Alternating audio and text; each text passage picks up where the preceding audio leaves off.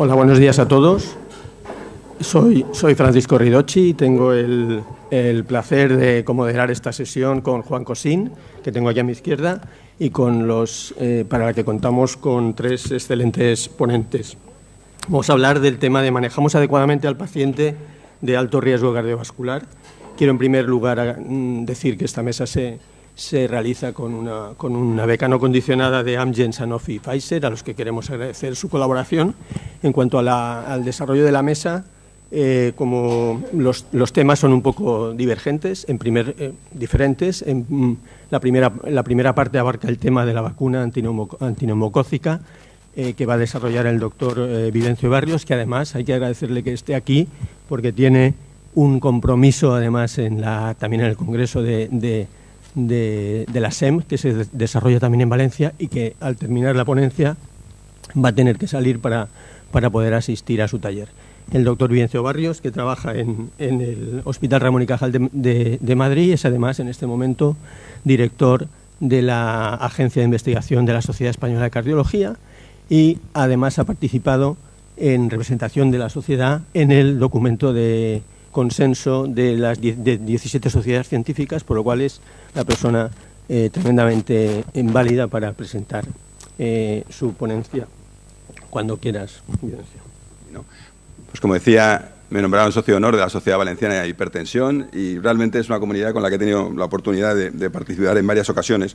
Y era la primera vez que venía a la Sociedad Valenciana de Cardiología, así que estoy enormemente satisfecho y contento de que hayáis pensado en que podía aportar alguna cosa. Y el tema que me compete es un tema que probablemente a los cardiólogos pues parezca que le interesa algo menos, y es la vacuna antineumocócica. Uno puede pensar que siempre estamos trabajando sobre las mismas cosas, sobre los aspectos, digamos, de farmacología cardiovascular, pero hay cosas muy importantes en la prevención que van más allá de la propia farmacología cardiovascular. Y eso es la historia que os voy a contar durante los próximos 7-8 minutos, que es por qué hay que vacunar al paciente cardiópata. Bien, probablemente estemos en el mejor de los escenarios para recordar que hace 100 años hubo la gripe española que mató a un montón de personas. Estamos justamente cumpliendo los 100 años de aquella epidemia y realmente fijaros la importancia que ha podido tener la vacunación antigripal a partir de aquella historia de la gripe, bueno, de alguna manera mal llamada española, pero que consiguió, como digo, tener un impacto mediático importantísimo y un impacto sanitario todavía mucho más importante. En realidad, cuando uno revisa cuáles son las principales causas de mortalidad mundial, uno siempre piensa en la cardiopatía isquémica. Nosotros como cardiólogos pensamos un poquito en nuestro ombligo, pero fijaros que la tercera causa de muerte en el mundo son las infecciones respiratorias y, por tanto, cuando uno dice infecciones respiratorias, está poniendo neumonías. Y en esa historia, si fijaros que la neumonía es la mayor causa de hospitalización en el mundo entero. De hecho, se calcula que cada año en Europa se producen alrededor de 3 millones de casos de neumonía y aproximadamente 1 millón de casos necesita hospitalización. Por tanto, estamos hablando de un impacto sanitario enormemente importante para cualquier sujeto y aún todavía mucho más para el paciente cardiópata. Y obviamente a nadie se le escapa que el patógeno más frecuente de la neumonía es el Streptococcus pneumoniae, es el neumococo. De hecho, cuando uno identifica el germen que ha producido la neumonía, el Streptococcus pneumoniae está claramente de liderazgo, está a la cabeza de los gérmenes que producen neumonía. Hay alguna serie de neumonías que no tiene identificación como tal, pero cuando se identifica la etiología no queda ninguna duda que el primero de largo es el neumococo. Por tanto, realmente prevenir la neumonía tiene que ser algo muy interesante y prevenir la neumonía neumocócica todavía mucho más interesante. Y la realidad es que no todo el mundo tiene la misma susceptibilidad para padecer una neumonía. De hecho, fijaros que cuando hablamos de la neumonía neumocócica, aquí están diferentes enfermedades, diferentes situaciones. Tenemos un grupo de sujetos sanos en los cuales también, por cierto, hay un aumento claro de la tendencia a tener neumonía, aunque sean absolutamente sanos a partir de los 50, 60 años. Y luego diferentes situaciones clínicas como el alcoholismo, la diabetes o el EPOC, que pueden aumentar la prevalencia de neumonía. Y traigo aquí un aspecto que yo creo que es interesante, es que uno puede pensar que la neumonía es algo todavía mucho más relacionado con la enfermedad pulmonar, con la enfermedad broncopulmonar, y sin embargo, a partir de una determinada edad, la prevalencia de neumonía en los pacientes con EPOC es similar a los pacientes cardiópatas. Por tanto, la cardiopatía, y la he dejado para el final, es una patología que realmente favorece mucho la posibilidad de que un paciente desarrolle neumonía. Lo de favorece lo digo entre comillas, porque indudablemente poco favor se le hace al paciente si el sujeto padece una neumonía. De hecho, hay dos grupos de poblaciones de riesgo para padecer una neumonía neumocócica. Una población de riesgo son aquellos pacientes inmunodeprimidos o inmunosuprimidos, pacientes con patología tumoral, fundamentalmente enfermedad de Hodgkin, leucemia, mieloma o insuficiencia renal avanzada, etcétera. Pacientes que todo el mundo identifica que son pacientes especialmente susceptibles a presentar cualquier tipo de infección y, por tanto, también la neumonía neumocócica. Y hay otra serie de sujetos que son inmunocompetentes, en lo cual participan nuestros pacientes cardiópatas. Y ellos son los pacientes con enfermedad respiratoria, los sujetos con tabaquismo crónico, aquellos pacientes diabéticos con enfermedad hepática crónica o, en rojo lo remarco, los pacientes con cardiopatía de cualquier tipo, con enfermedad cardíaca crónica. Y bien, esto además es algo especialmente peligroso para el paciente cardiópata. Primero, como he comentado, el paciente cardiópata es mucho más susceptible a presentar una neumonía neumocócica. Pero segundo, todos hemos experimentado cómo cuando el paciente cardiópata presenta una neumonía neumocócica tiene muchas más probabilidades de tener complicaciones. De hecho, fijaros estas cifras, cuando un sujeto con cardiopatía tiene una neumonía neumocócica, tiene un 14% de posibilidad de tener un nuevo diagnóstico o de empeoramiento en insuficiencia cardíaca previa, tiene un 7% de posibilidades de desarrollar un infarto de miocardio o hasta casi un 6% de desarrollar nuevo diagnóstico de arritmia, fundamentalmente fibrilación auricular. Por tanto, el cardiópata es un paciente especialmente importante para la neumonía. Es un paciente que tiene muchas más posibilidades de tener neumonía y además que si la tiene muchas más posibilidades de tener complicaciones y, por tanto, agravar su situación cardiológica. Y esa historia produce que entre el 20 y el 36% con cardiopatías crónicas pueden morir, de hecho, por una infección neumónica invasiva. Y si hay un paradigma de patología cardíaca que favorece la neumonía y que empeora la evolución del paciente cardiópata, es la insuficiencia cardíaca. De hecho, los pacientes con insuficiencia cardíaca adultos tienen 13% más de riesgo de presentar una neumonía neumocócica y si el paciente con insuficiencia cardíaca tiene una neumonía neumocócica, tiene casi 2 veces más de riesgo de morir por culpa de la neumonía. Por tanto, esto simplemente para poner en cifras cuánto de grave es la situación. Y uno podría pensar, bueno, pero esto realmente solo afecta a la fase aguda.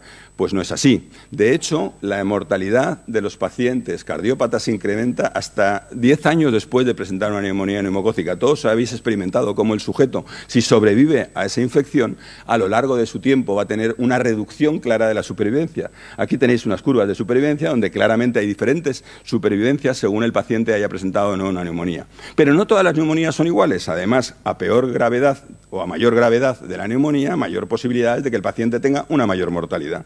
Por tanto, en esa historia queda claro que realmente prevenir la neumonía neumocócica puede ser muy interesante.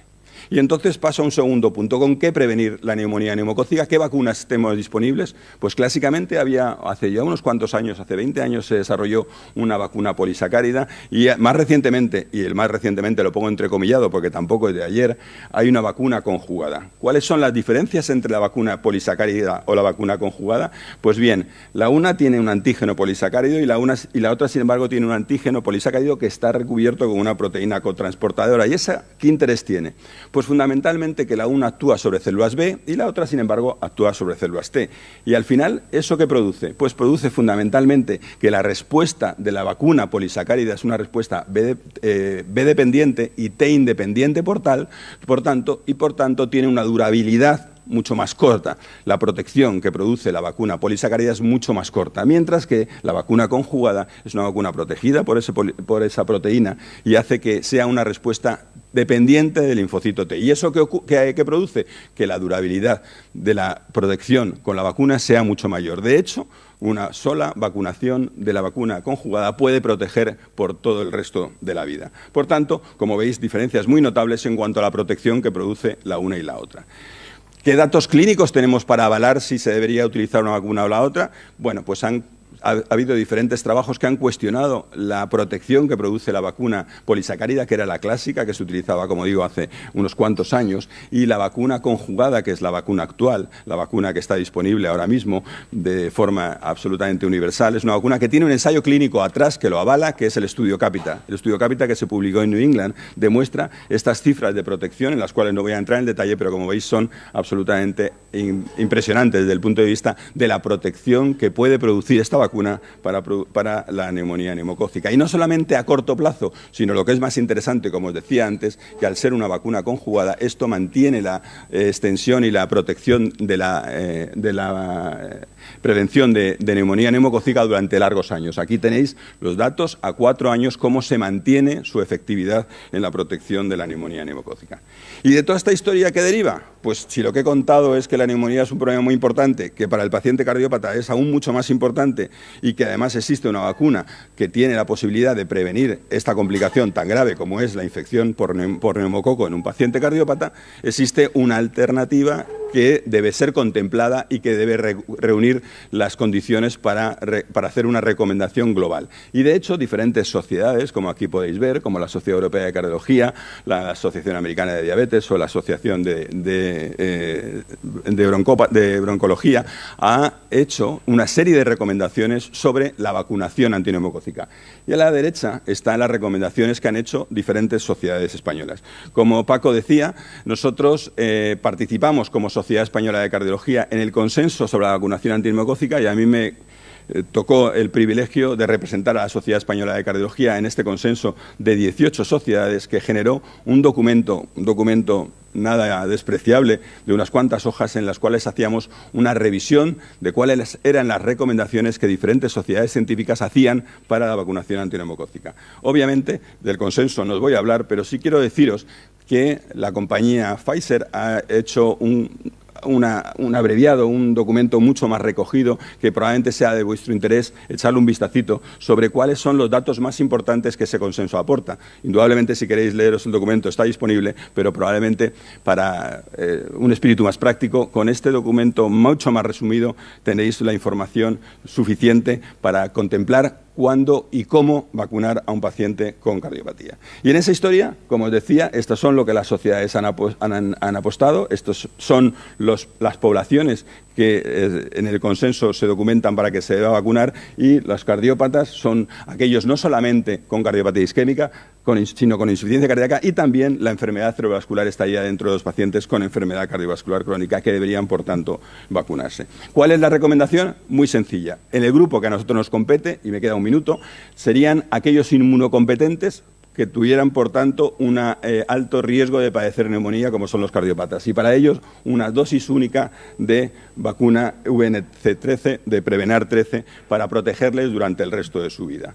Y en ese sentido ha habido un avance importante de la Comunidad Autónoma de Madrid, donde se ha establecido que todos los pacientes cardiópatas podrían estar protegidos y están cubiertos por el Sistema Nacional de Salud para tener esta vacunación absolutamente gratuita para todos los sujetos que tuvieran estas condiciones, porque en otras poblaciones, en otras comunidades, todavía no está reconocido, más que para los pacientes inmunodeprimidos. Pues bien, la Comunidad Autónoma de Madrid estableció estas fases, esta normativa en la cual para los mayores de 60 años una dosis única, y para los cardiópatas una dosis única de Prevenar 13 para todos los pacientes. Y mi última diapositiva va a ser esta. Mi última diapositiva va a ser para decir por qué no se está vacunando, si realmente de lo que he contado sería absolutamente imprescindible vacunar a todos los pacientes cardiópatas. Pues probablemente en la mayor parte de los casos porque nosotros los médicos no somos proactivos, y nosotros los cardiólogos en concreto no somos proactivos para motivar la vacunación de nuestros pacientes. En este estudio que se hizo hace unos cuantos años se dijo que la primera de las causas para que un paciente no se vacune es que el médico no se lo había dicho al paciente, con lo cual realmente el paciente no se vacuna. ¿Qué es lo que yo creo que debemos tener que hacer desde la Sociedad Española de Cardiología y desde los cardiólogos clínicos en general? Probablemente en nuestros informes tendremos que añadir, bueno, probablemente no, seguro tendríamos que añadir en el informe de alta, igual que hablamos de la vacuna antigripal, hablar de que estos pacientes deberían estar vacunados contra el neumococo y deberían tener una vacunación antineumocócica. Yo creo que esa es la apuesta real desde la cardiología clínica, y que realmente yo creo que tiene que ser implementada de una manera clara, porque en realidad la prevención funciona. Y mi última diapositiva va para esta frase que dice: una persona lista resuelve un problema, pero una persona sabia lo evita. Yo creo que podemos prevenir la neumonía, de alguna manera podemos implementar mucho más la utilización de la vacuna antineumocócica, y eso seguro que va a redundar en una mejor salud para nuestros pacientes cardiópatas. Muchas gracias por vuestra atención. Muchas gracias, Vivencio. La verdad es que, bueno, sin micrófono yo creo que el boicot es para todos, no solo para los invitados, también para los de aquí.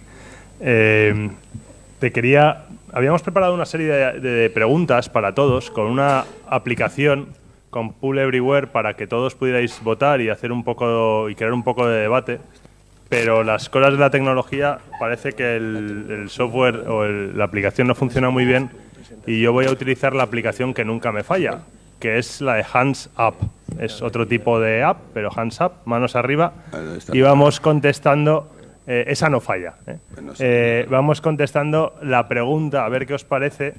Si tenemos una vacuna que con una sola dosis previene las neumonías en nuestra población y nos vacunamos todos los años de la gripe y además, como este año pasado, de vez en cuando falla porque no se eligen bien las cepas, ¿a quién pensáis o a quién recomendaríais, quién pensáis que deberíamos vacunar frente al neumococo?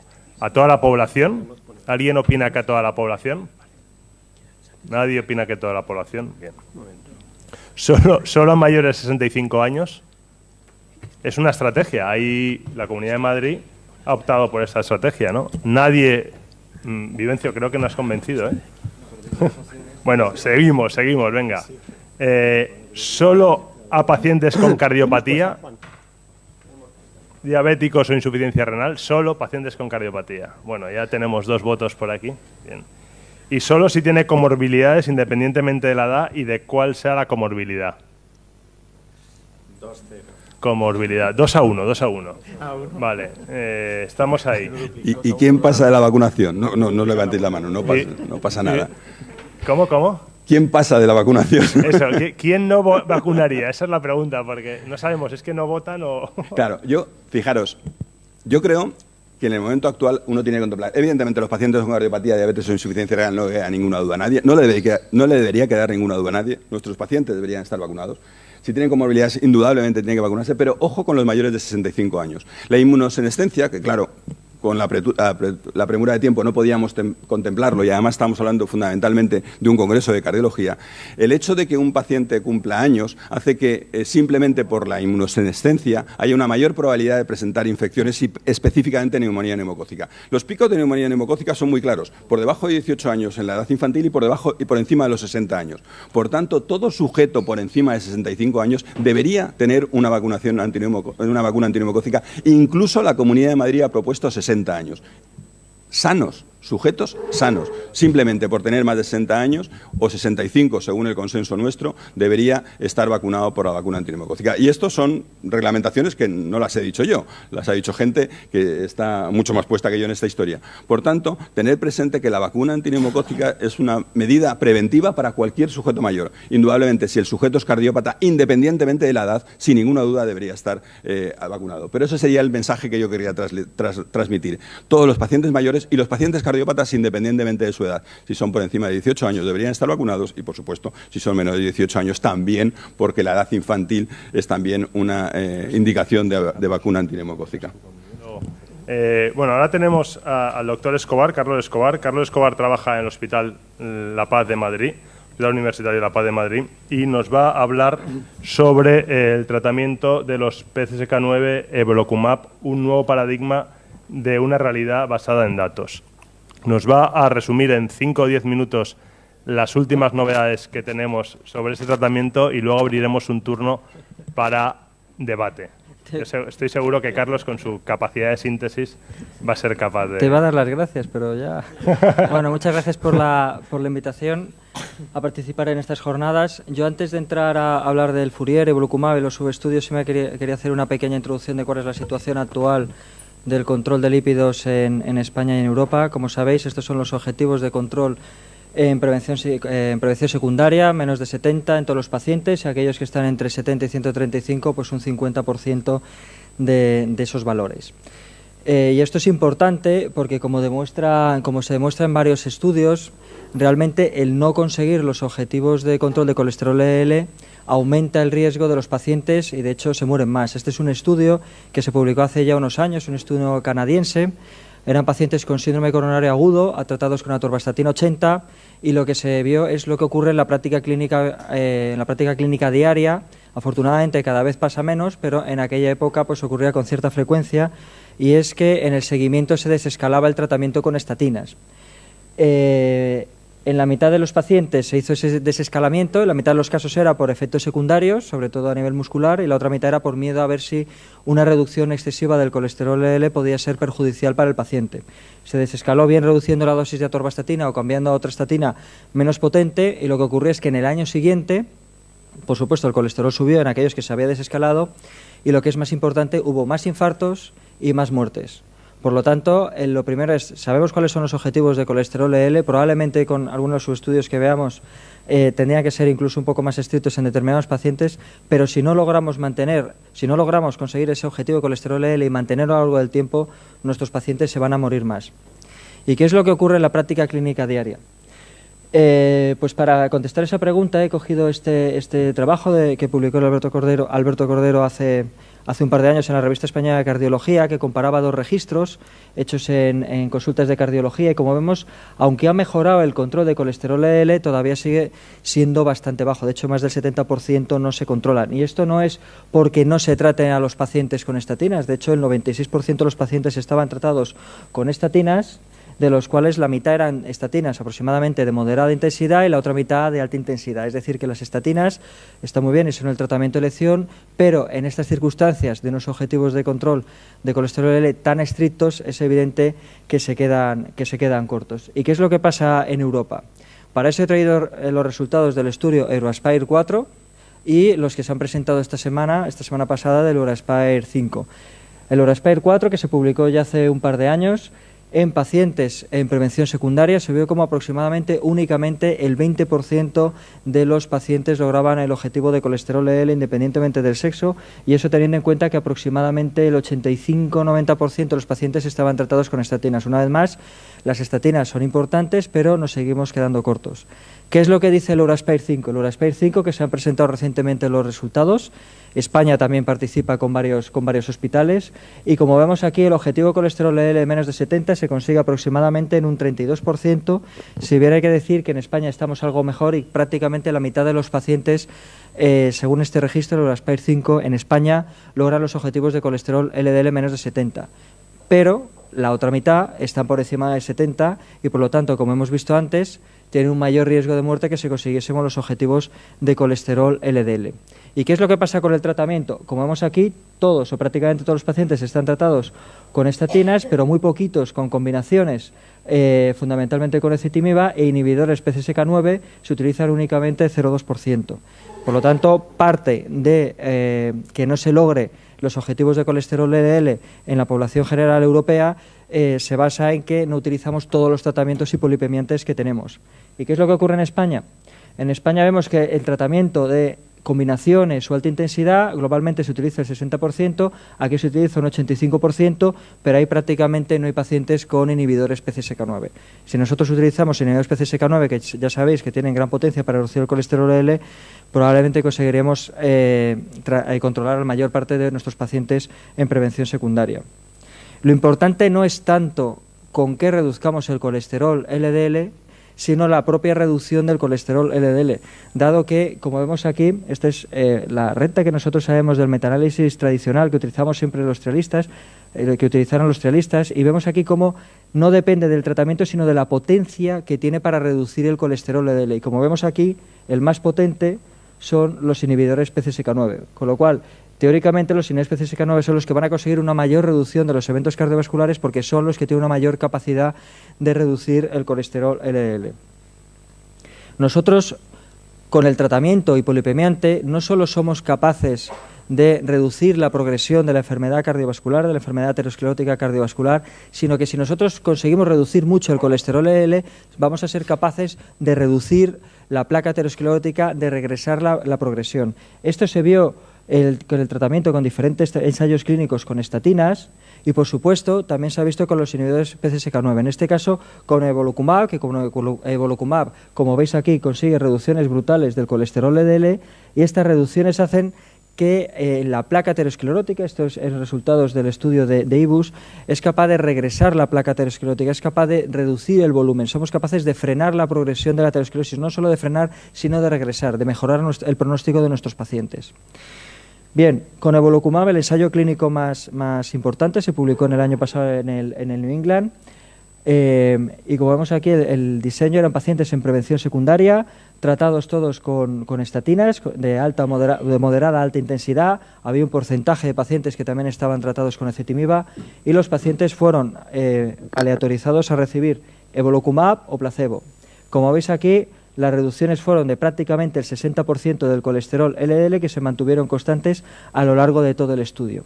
Y como vemos en la variable principal, que era un componente de distintas variables cardiovasculares, vemos cómo el tratamiento con evolocumab se asoció con una reducción significativa en la variable primaria del estudio del 15%.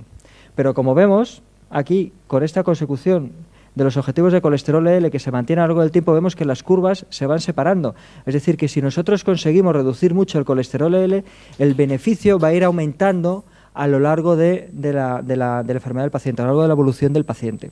Por eso es muy importante no solo lograr el objetivo de colesterol LDL, sino mantener en el tiempo esa consecución del objetivo. Y esto se consiguió sin aumentar el riesgo de efectos secundarios. Como veis aquí, más o menos todos los efectos secundarios, tanto en el grupo de evolocumab como en el grupo de placebo, vemos que no hubo diferencias significativas. Es decir, conseguimos reducciones adicionales en el beneficio cardiovascular sin un aumento en el riesgo de efectos secundarios. En este año se han publicado varios subanálisis en los que nos dice qué subgrupos de pacientes se va a obtener un mayor beneficio de tratar con estos fármacos a estos pacientes, que evidentemente es en aquellos pacientes de mayor riesgo.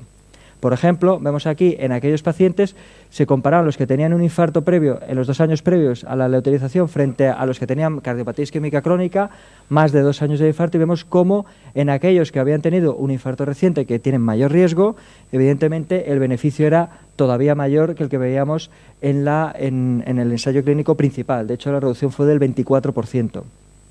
En aquellos pacientes que han tenido 2 o más infartos, vemos cómo también el beneficio es mayor, del 21%. Y en aquellos pacientes que tienen enfermedad multivaso, también se van a beneficiar más. Y es lógico, cuanto mayor sea el riesgo del paciente, cuanto más malito esté el paciente, el beneficio va a ser mucho mayor. Esto es en el grupo placebo, y vemos cómo aquellos pacientes que tenían infarto reciente, más de 2 o más infartos y enfermedad multivaso, tenían un riesgo cardiovascular muchísimo mayor. Esto es en el grupo de placebo, y vemos cómo el beneficio de evolocumab en estos pacientes fue mucho mayor. A mayor riesgo, mayor beneficio.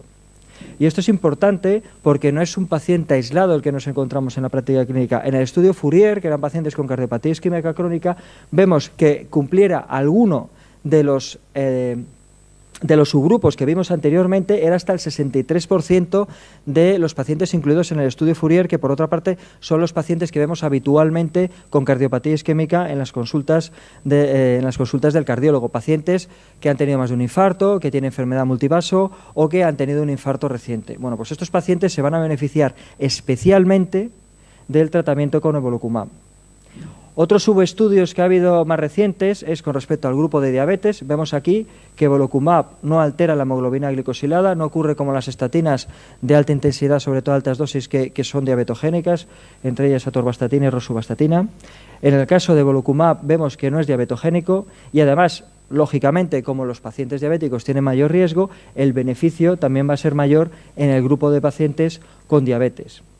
Y por otra parte, ya nos lo enseñó el estudio Júpiter, que aquellos pacientes que tienen una proteína C reactiva ultrasensible aumentada, o sea, un componente inflamatorio aumentado, son pacientes de mayor riesgo porque ahí está pasando algo. Bueno, pues en el subestudio del Fourier, que analizaba la proteína C reactiva, vemos también cómo el beneficio es mayor en aquellos pacientes que tienen la proteína C reactiva ultrasensible aumentada. Y esto, como decía antes, sin aumentar el riesgo de efectos secundarios. Tenemos un subgrupo de pacientes del estudio Fourier, se analizó específicamente el posible deterioro cognitivo del tratamiento con evolocumab y quedó descartado esta posibilidad. Es decir, el reducir mucho el colesterol LDL no aumenta el riesgo de presentar deterioro cognitivo a lo largo del tiempo. Es más, un subanálisis muy reciente que se ha publicado este verano, el estudio Fourier, de hasta dónde habría que bajar el colesterol LDL. Fijaos, en este subanálisis que se publicó en el Lancet este verano, se comparaba a aquellos pacientes que lograban un colesterol LDL menos de 10 frente a más de 10, y como veis aquí hubo una reducción del 50% en el riesgo de presentar eventos cardiovasculares sin un aumento de efectos secundarios. Evidentemente el colesterol es necesario. y reducir el colesterol L debajo de un umbral, pues a lo mejor podrá ser perjudicial, pero todavía con los niveles que estamos hablando, y aquí estamos hablando de 10, no sabemos por debajo de qué nivel empieza a ser perjudicial reducir mucho el colesterol L, a diferencia de lo que se ha visto con la hemoglobina glicosilada en pacientes frágiles, o reducir mucho la presión arterial en pacientes también frágiles. De momento, el colesterol L no sabemos si hay una curva en J, no sabemos el umbral por debajo del cual empieza a ser perjudicial, pero este subestudio nos dice que incluso con cifras de 10 miligramos de cilitro de colesterol L sigue siendo seguro utilizar los fármacos hipolipemiantes. Este es el informe de posicionamiento terapéutico que tenemos actualmente con Evoclumab, y en el caso de pacientes con cardiopatía isquémica crónica, vemos con enfermedad cardiovascular establecida, cardiopatía isquémica, pero también las otras formas, nos dicen que estaría subvencionado por el Ministerio, subvencionado por la Sanidad Pública, aquellos pacientes que, tratados con estatinas más o menos ezetimiba, dependiendo de la comunidad autónoma, a las dosis máximas toleradas, pues a partir de 100, digamos que está subvencionado por el Ministerio de Sanidad, por la Sanidad Pública. Sin embargo, todos estos subanálisis lo que nos están diciendo es que probablemente haya ciertos pacientes entre 70 y 100 que también se beneficiarían de este tratamiento. Por lo tanto, es muy posible que en los próximos años veamos un cambio en el informe de posicionamiento terapéutico, porque está claro que con los subestudios que están saliendo, pues es evidente, y luego lo veremos también en el Odyssey, que se queda corto este IPT. Para ello es importante también, porque evidentemente tienen un coste adicional que es significativo, hacer estudios de coste-efectividad que nos digan en qué pacientes no solo se benefician más, sino además en qué pacientes es coste-efectivo. Diferentes estudios de coste-efectividad en todo el mundo nos dicen más o menos lo mismo, que es coste-efectivo en los pacientes de mayor riesgo, pues, lógicamente como no podía ser de otra manera. Recientemente, ya estoy finalizando, se ha publicado en la Revista Española de Cardiología un estudio de coste-efectividad de Evolocumab, que sí me gustaría comentar alguna palabra, porque sorprende mucho que en este estudio original que pusieron ellos, que era parte de la Administración Pública fundamentalmente de Andalucía, nos decían que no era coste efectivo en ningún paciente. Entonces dije yo, bueno, me lo voy a leer, a ver qué es lo que está pasando aquí, porque que no sea coste efectivo en ninguno, cuando todos los estudios de coste efectividad en todo el mundo dicen que en determinados pacientes es coste efectivo, a ver qué pasa. Entonces, no lo veis vosotros en la diapositiva, pero como vemos aquí, pone en el estudio basal, la parte de las estatinas, ellos tenían un coste de 64 euros anuales, que sale 8,74 euros al mes, y ya me sorprendió que si hablamos de atorvastatina 20, por ejemplo, es de 9 euros al mes lo que te sale. Atorvastatina 40, 18 y atorvastatina 80, 36, es decir, que ya no cuadraba mucho.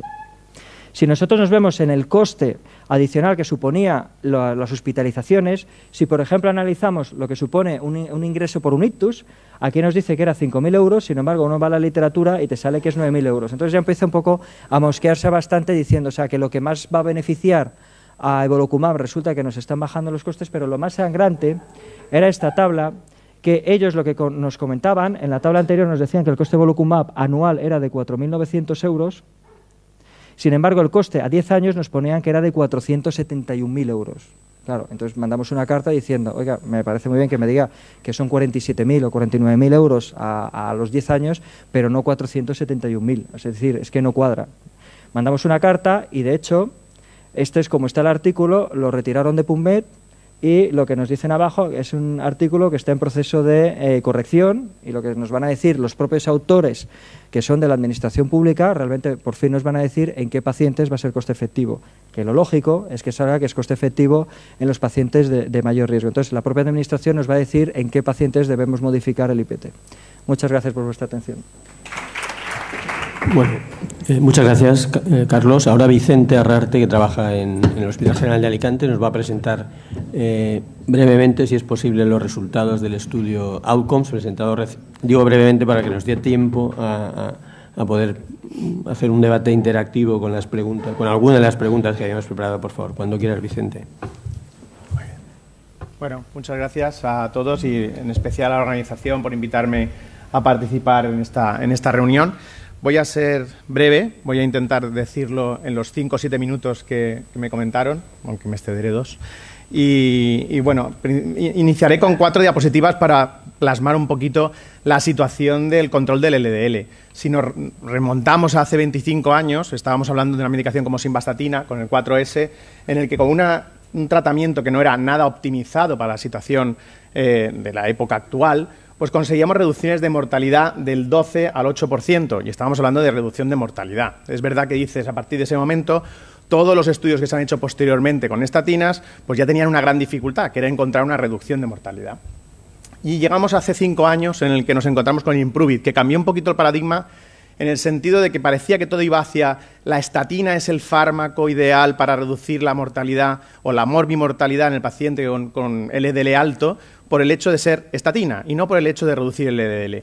Y aquí lo que se vio en este estudio Improve It es que no era así, es decir, que efectivamente otro fármaco, que en este caso era ezetimibe, conseguía una reducción de LDL que llevaba al objetivo de reducción de morbimortalidad. Pero es cierto, no había reducciones de mortalidad. Estábamos hablando de pacientes en los que cada vez estaban mejor tratados, muy optimizados y en los que los niveles de LDL, a diferencia del 4S, que nos llevaba a 115 miligramos de decilitro, pues nos llevaba ya unas cifras de las que manejamos ahora o que intentamos manejar ahora de 54 miligramos de decilitro. Eso sí, ya surgió el problema que antes Carlos estaba comentando de que el NNT, para poder solucionar un evento cardiovascular, pues era relativamente alto, dependiendo del grado de riesgo de los pacientes. 50 personas habían que tratar durante 7 años para evitar un evento cardiovascular.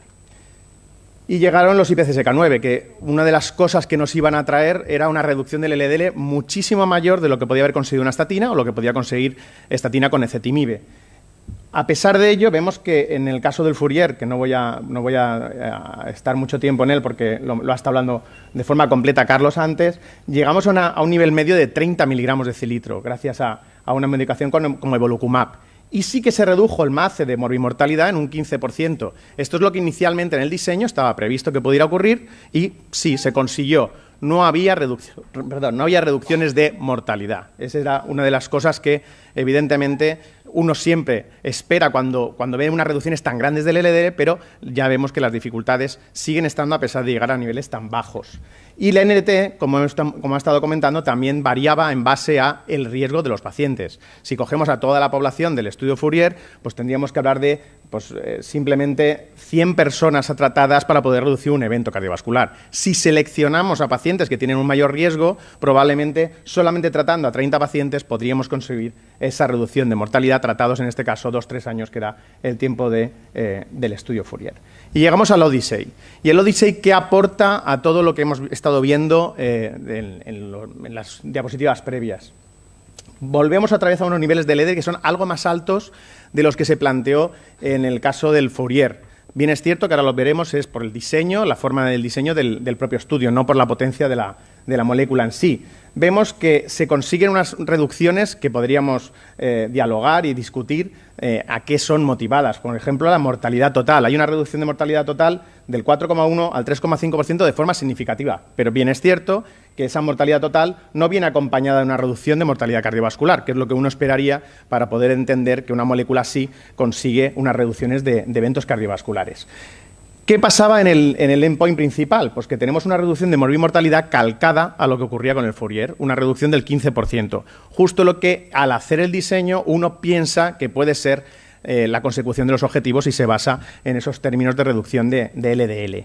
Y volvemos otra vez a lo mismo. ¿Cuántos pacientes hay que tratar para poder reducir un evento cardiovascular? Pues volvemos a plantear que depende.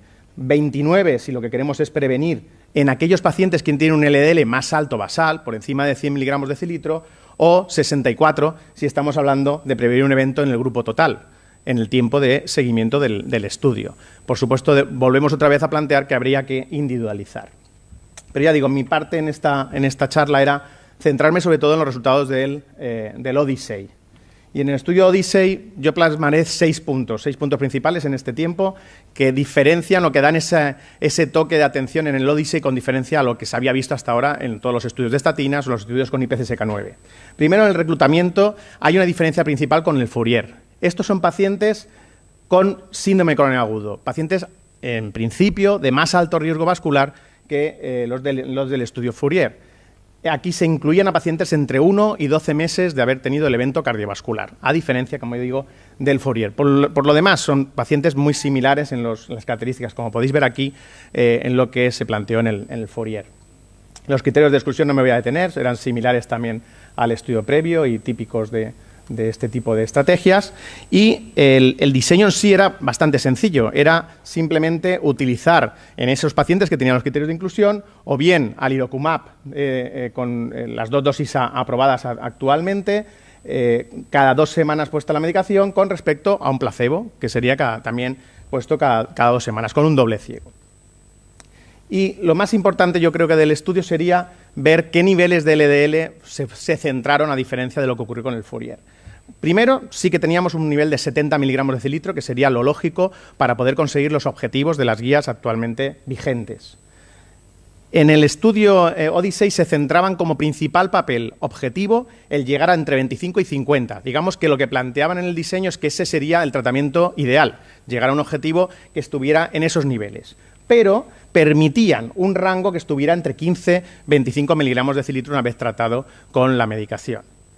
Y aquí viene lo importante, como segundo punto a tomar en cuenta en el Odyssey, ¿no? Y es que no permitieron, a diferencia del Fourier, niveles que estuvieran por debajo de 15 miligramos de decilitro. ¿Qué quiere decir esto? Que en el diseño estaba implícito que si bajaba por debajo de 15 miligramos de decilitro, o se reducía la dosis de alirocumab, o bien pasaban a placebo para intentar evitar que estuviera a esos niveles. Eso, evidentemente, yo creo que en los resultados da una importante repercusión que yo creo que podemos comentar. De hecho, un 7,7% de los pacientes pasó a placebo, es decir, que estaban tratados inicialmente y tuvieron que pasar a placebo por este motivo. En las características basales vemos que son prácticamente los pacientes habituales que manejamos. Es cierto que a lo mejor con una edad pues, más baja de nuestra población general, entre 52, 65 años. Y aunque marco aquí lo de mujeres, es un 25% de mujeres, es cierto que en ese rango de edad probablemente la hospitalización que tenemos con pacientes con síndrome de coronarios agudo es el rango de edad que manejamos de pacientes mujeres, o por lo menos en los programas de rehabilitación cardíaca es así como lo vemos. En lo que sería el cuadro clínico en sí, vemos que todos son síndromes coronares agudos y también muy parecido a lo que sería la población general de nuestra práctica clínica diaria. En torno a un 50% de los pacientes son síndromes coronarios agudos sin elevación del ST. Y además el tiempo de estimación de la randomización del inicio de la terapia, pues parece que es un momento ideal, que sería esos casi 3 meses de evolución después del evento cardiovascular, en el que cuando estamos dentro de un programa de rehabilitación cardíaca podríamos plantear estrategias de optimización del tratamiento, entre las que podría estar los IPCSK9. Aquí en el resultado principal de reducción del LDL vemos que hay una diferencia que salta a la vista directamente comparativamente con lo que veríamos en el estudio Fourier. Y es que dependiendo de si era en tratamiento o bien con intención de tratar, vemos que las curvas se separan.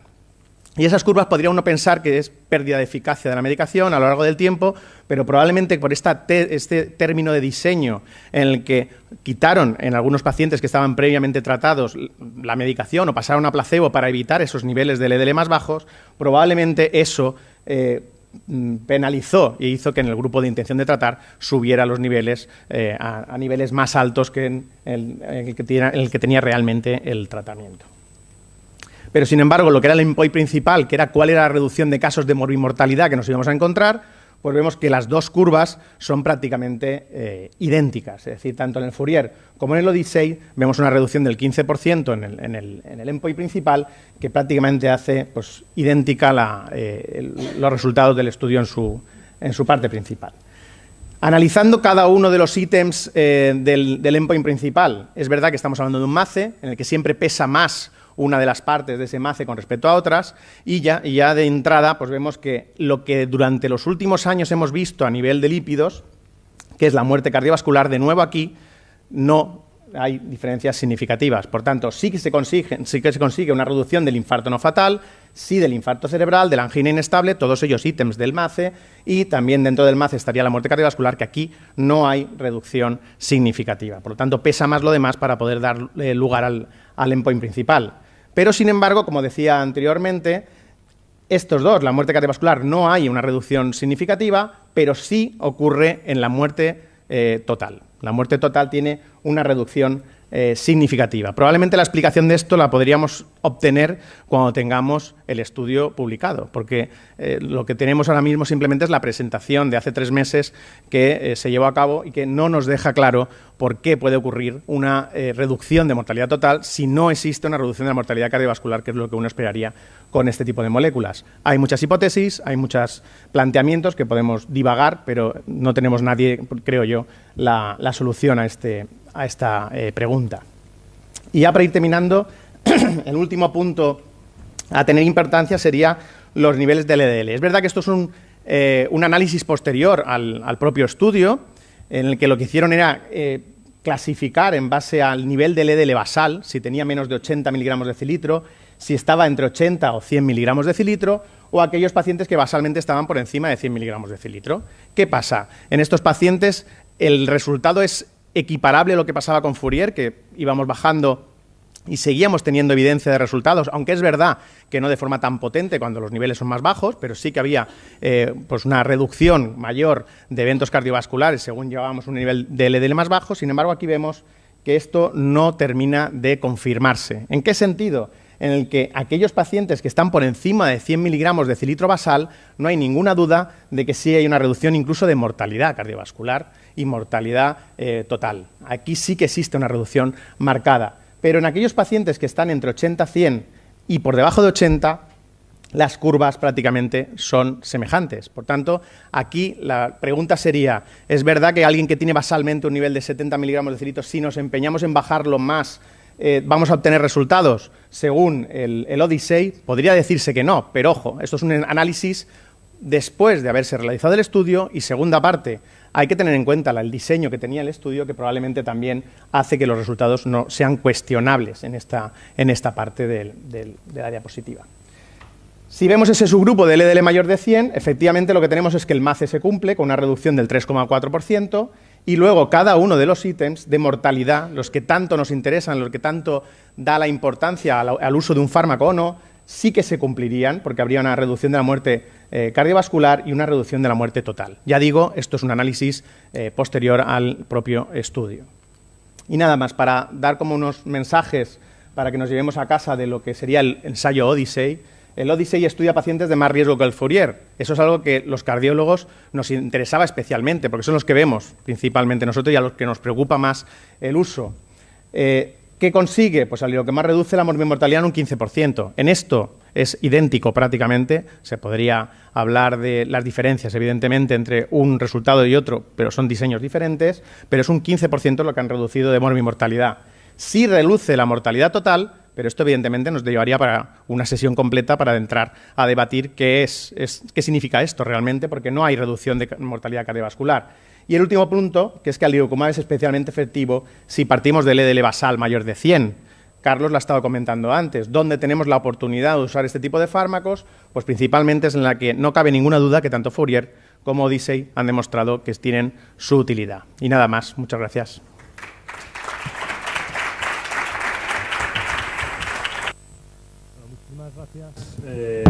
Muchísimas gracias, Vicente.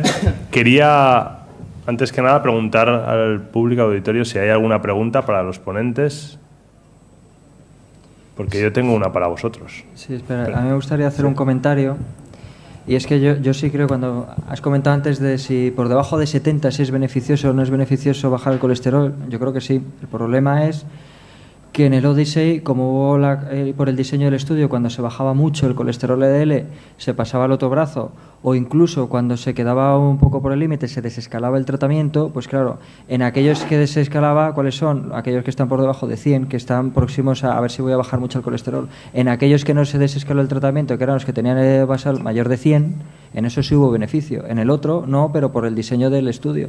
O sea, lo que nos dice en realidad, aunque habrá que esperar a la publicación, es que no hay que desescalar el tratamiento, que cuanto más bajo, mejor, y punto. Bueno, por eso cuando he concluido en esa diapositiva he comentado que efectivamente lo que ves ahí hay que tener en cuenta el diseño, y efectivamente todo parece indicar que es probable que la diferencia entre evolocumab y el lirucumab no es tal en ese rango de LDL, sino es en el propio diseño del estudio. No tenemos más datos porque eso simplemente es una diapositiva y es lo que podemos presentar, pero igual que otras cosas sí que podemos cuestionarlas, como la de mortalidad total, y decir, ¿y esta qué diferencia hay? Pues no lo sabemos. Yo creo que aquí también hay que esperar el estudio principal para poder sondearlo todo, pero parece lógico que sí que sea así, ¿no? Mirad, ya que estáis en esa conversación, os quería plantear una pregunta. Tenéis un paciente que está con... también podéis intervenir cualquiera, si queréis. Pero tenéis un paciente con cardiopatía isquémica, está en tratamiento con atorvastatina 80, ezetimibe y evolocumab. Lo podéis ver. O alirocumab, cualquiera de los dos. ¿Qué haríais? ¿Mantendríais el tratamiento? ¿Lo mantenéis con 15 miligramos de decilitro de LDL colesterol? De los que está en la sala, ¿mantendríais el tratamiento? ¿O suspenderíais la estatina? Nadie mantendría el tratamiento. ¿Sí? Un voto. Levantad la mano, levantad. ¿Mantenéis perfecto. ¿Vosotros mantenéis el tratamiento? Si el paciente está asintomático, no tiene efectos secundarios, sí lo mantengo. Perfecto. Yo también, yo sí que lo mantengo. Lo que pasa es que es verdad que el estudio Odisei y el Fourier no tenían prácticamente ezetimibe ninguno de los dos. Bueno, pero en este caso está todo... Pero como práctica clínica, evidentemente, sí que lo mantendría. Suspender la estatina, nadie la suspendería. Suspender ezetimibe, aquí tenemos ya más manos arriba. Vale. Y recomendar un PCSK9 cada 3 semanas, que es una estrategia que en alguien ha comentado en alguna reunión, ¿no? O sea, suspenderíais ezetimibe, lo más votado ha sido esa opción. Bueno. ¿Y algún comentario al respecto? ¿Por qué? O sea, porque suspendiendo el ezetimibe posiblemente suba el LDL, ¿no? No, posiblemente no, seguro. O sea, se queda, pasaría de 15 a 40, una cosa así, ¿no? Sí. El problema es que entonces no nos creemos... o sea, yo creo que todo el mundo se cree que lo del colesterol LDL... Vamos, porque es así. El colesterol LDL, cuanto más bajo, mejor. Otra cosa es la seguridad. Que qué pasaría a largo plazo con eso de 15 a largo plazo. Entonces, yo supongo que ahí habría que individualizar. Si tenemos un paciente de 40, 50 años que ya tiene un infarto, que ya tenía 2 infartos, pues yo creo que a nadie le costaría mantener el tratamiento, porque antes de que pudiese tener un efecto secundario a largo plazo, si no se controla mucho el colesterol, se va a morir antes de enfermedad cardiovascular. Si es un paciente de 70, 80 años, pues a lo mejor probablemente la mayoría desescalaría, ¿no? Yo creo que si el paciente lo lleva bien, es una opción mantenerlo, pero bueno, vemos que tenemos opciones para todos los gustos.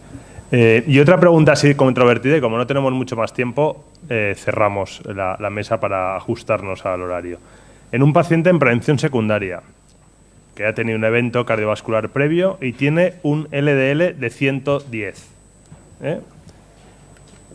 Teniendo en cuenta cómo tenemos el IPT ahora, teniendo en cuenta las posibilidades de prescripción que tenemos ahora, el paciente ya lleva un tratamiento de una estatina de alta potencia. ¿Y qué actitud tomaríais? ¿Asociar ezetimibe? ¿Nadie asociaría ezetimibe a este paciente? ¿Sí? Sí, votad. Vale, asociaríais ezetimibe. Vale, unos cuantos. ¿Asociar al Liro 75? Nadie asociaría al Liro 75. ¿Asociar al Liro 150 o Evo 140?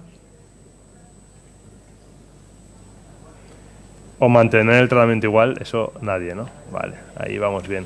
La duda es si ezetimibe sí o ezetimibe no, porque si te asocias ezetimibe te metes en la zona gris esta de que posiblemente se te quedan 95, 93 y ya te has quedado sin la posibilidad del PCSK9. Y ese paciente a largo plazo se va a mantener, o sea, se va a beneficiar de menos eventos cardiovasculares si le bajamos mucho el LDL, ¿no? O sea, la lógica te dice que si la limitación fuese más de, o sea, ese 100, pues poner un nivel de PCSK9, pero por ejemplo en Madrid te obligan a pasar por ezetimibe para poder luego plantearte un nivel PCSK9, con lo cual esa posibilidad no te la dejan. Lo que habrá que ver cuando se publique también porque estamos viendo todos los subanálisis de Fourier que hemos comentado, cuando se publique el Odyssey y los subanálisis, que yo imagino que más o menos en los pacientes de mayor riesgo será mayor beneficio, lo que hay que cambiar es IPT, porque tú sabes que un paciente que ha tenido un par de infartos y que tiene un LDL de 80, le tienes que bajar más el colesterol, te estás quedando corto, pero la administración, tal y como está, no nos deja.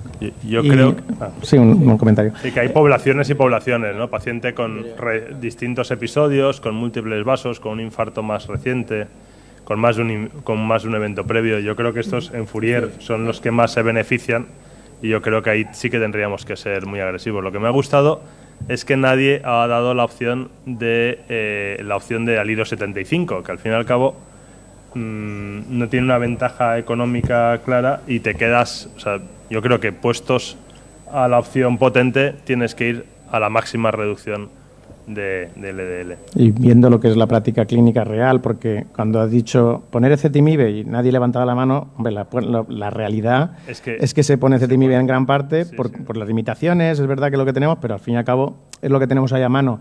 Y además, en el Eurospire 5 lo que se ha visto es que es en toda Europa. O sea, el uso inicial, aunque es verdad que estamos hablando ya de reclutamientos a lo mejor previos a los resultados del Odyssey y incluso del Fourier, pero es muy bajito la utilización. Por lo tanto, sí que se echa mano inicialmente a lo mejor de estrategias más accesibles, por decirlo de alguna manera. Un comentario a este respecto, que evidentemente lo fundamental es lo que habrá que ir es a la individualización del paciente y del riesgo del paciente, porque esta pregunta tiene un poquito de trampa. Depende de, claro, si es un paciente de muy alto riesgo, probablemente no le vamos a poner ezetimibe y vamos a ir directamente al IPCSK9, pero si es un paciente que es un primer episodio, que no tiene disfunción ventricular, no es diabético, pues probablemente le pondríamos ezetimibe. Sí. Claro. Yo es que, a ver, en todos los hospitales o en muchos hospitales hay una comisión precisamente para valorar en qué paciente se debería usar o no. O sea, si nosotros cogemos el IPT, tendríamos un checklist y ya está. La comisión precisamente tendría que estar para, en aquellos que se salen del IPT, ver cuáles se van a beneficiar más. Lo que pasa es que en muchos hospitales esas comisiones no sirven para eso, sino para ver si se cumple el IPT o no, pero nosotros todos sabemos rellenar un checklist, vamos. Sí, yo creo que no sé si hay en algún hospital que la comisión sirva para precisamente eso, que sí. El tuyo, pues estupendo, porque es desde luego el objetivo de la comisión es ese, claro. Tratar a los pacientes que no están exactamente en el checklist del Para ajustarnos al tiempo lo máximo posible, hemos empezado con unos minutos de retraso. Muchas gracias a todos por estar aquí. Muchísimas gracias por vuestras aportaciones. Muchas gracias a los ponentes y muchas gracias a la Sociedad Valenciana de Cardiología por organizar esta mesa y a los patrocinadores por apoyarla. Muchísimas gracias a todos.